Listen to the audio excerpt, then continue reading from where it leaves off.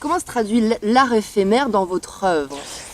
Qu'est-ce que vous avez fait en termes d'art éphémère?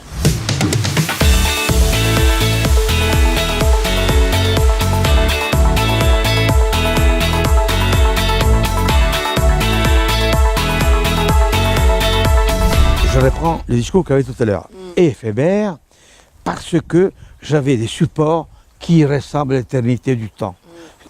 On sait très bien, comme j'ai commencé, on peut dire, le lin qu'on fait les toiles, elles sont là depuis 600, 700, un millier d'années. C'est du végétal, le lin. Mais séché, il dure. Donc, le jour où j'ai, après avoir disloqué, cassé, déplacé mes objets peints sous n'importe quel endroit, parce qu'il faut quand même dire, depuis le commencement, je peins toujours sous n'importe quoi. Et donc, j'ai toujours eu n'importe quoi à faire. Ce n'est pas une nouveauté, c'est un instinct. Ce qui fait que, objectivement, quand on dit la toile, le bois, le marbre, c'est quelque chose d'immuable, d'éternel. Alors, mais toi, tu mets ta pensée par les couleurs que tu véhicules, tu accapares ces objets sous cet espace. Mais il dure. Si tu abandonnes ton espace dans quelque chose qui n'est pas durable, dis, tu n'es plus Dieu, l'éternel créateur, qui décide, qui impose, qui dit « je fais l'éternité ». Tu abandonnes, entre guillemets, un support qui, lui, n'est pas durable. Oui. Donc, l'utilisation du végétal, c'est j'ai donné ma joie, ma connaissance, mon esprit, sur quelque chose que je sais qu'il ne va pas durer. Et, exemple, quand j'amène mes tubercules, parce qu'au fond, le jour, il faut que je le dise, j'ai utilisé les tubercules, donc la pomme de terre, la patate, parce que ce sont des petites pièces qui ressemblent un peu à une mosaïque, et qui m'a permis d'élaborer des discours, des formes. Je suis toujours un artiste du 20e, je ne suis pas au 21e siècle. Il n'y avait pas, il y a à peine l'avion, il y avait des vélos qui ne tenaient pas le coup. Bon, bref, c'était l'époque dans laquelle l'objet de la mosaïque était intégré dans ma morphologie, dans ce que je suis. Donc la pomme de terre, maintenant toujours le choix du côté non durable, permettait de faire un dialogue. D'élaborer. Et en effet, pour vous parler de l'éphémère, quand je prends mes pommes de terre, que je cloue, le fond est du bois, éternel. Mais il est séparé, parce qu'il y a les clous.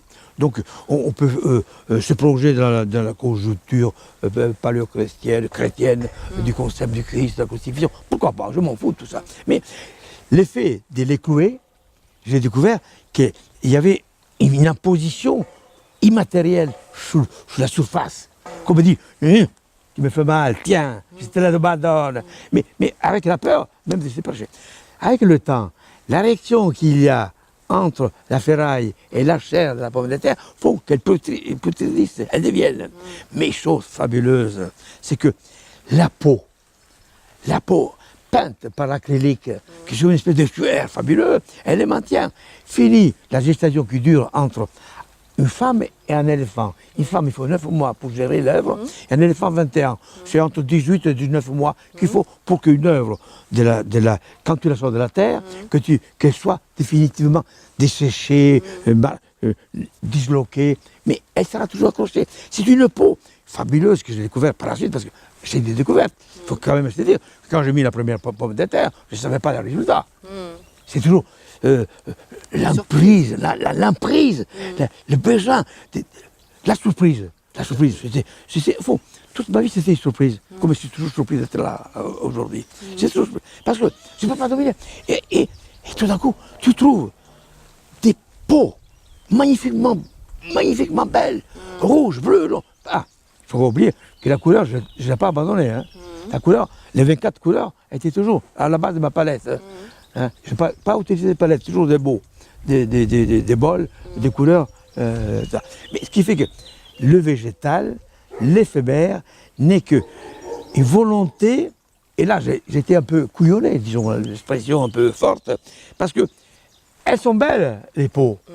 Les patates, elles sont magnifiques. Moi, je croyais que tout était désagréable et mauvais.